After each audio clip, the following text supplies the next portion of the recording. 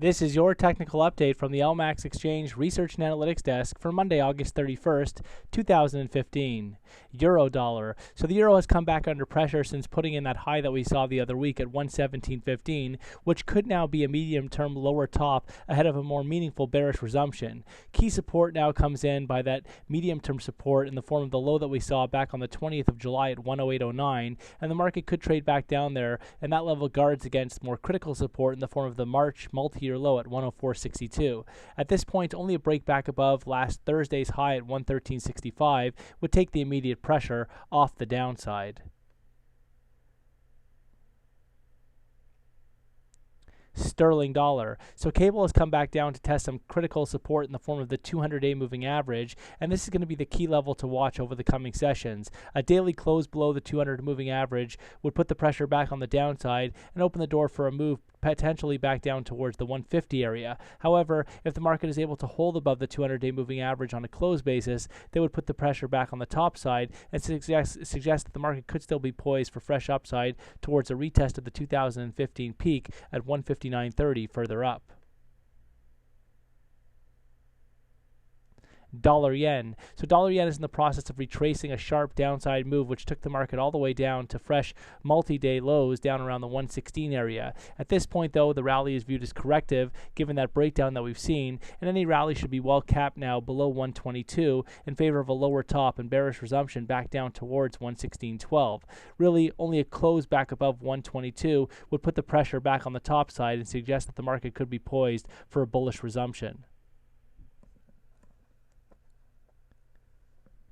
Euro Swiss. So Euro Swiss remains in the consolidation mode, although on a broader term basis, the market is locked within a recovery and is focused on a higher low in favor of the next upside extension beyond recent highs at 109.62 through psychological barriers at 110 and towards 115 further up. At this point, setbacks should be very well supported above 105.75, with initial support coming in around 107.15. Really, only a daily close below 105.75 would put the pressure back on the downside.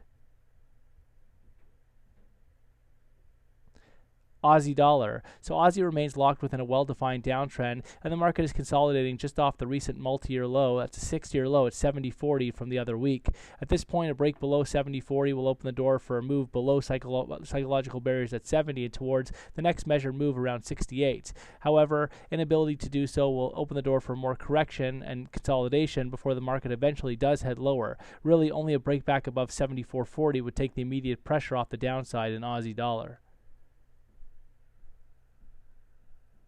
Dollar CAD. So dollar CAD has recently traded up to fresh 11-year highs at 133.54, but we've since seen a bit of a pullback in this market.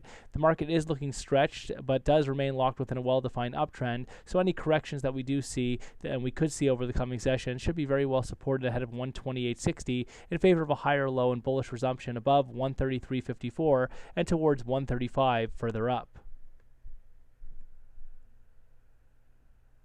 Kiwi dollar. So Kiwi remains locked within a well-defined downtrend, and the market has been consolidating off its recent multi-year spike low that we saw last week at 61.30. At this point, deeper setbacks are favored below 61.30 for a move down into the 50s. However, any rally should be very well capped below 67.40, with only a break back above 67.40 to take the immediate pressure off the downside.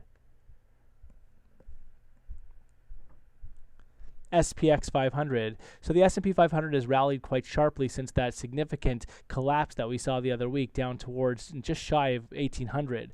At this point, though, the rally should find a lower top somewhere between current levels that we saw, the recent high that we saw just shy of 2000, and the 2030 area. Really, only a close back above 2032 would compromise the outlook and put the pressure back on the top side. Until then, a lower top is favored ahead of the next downside extension back towards and eventually below those recent lows and down below 1800.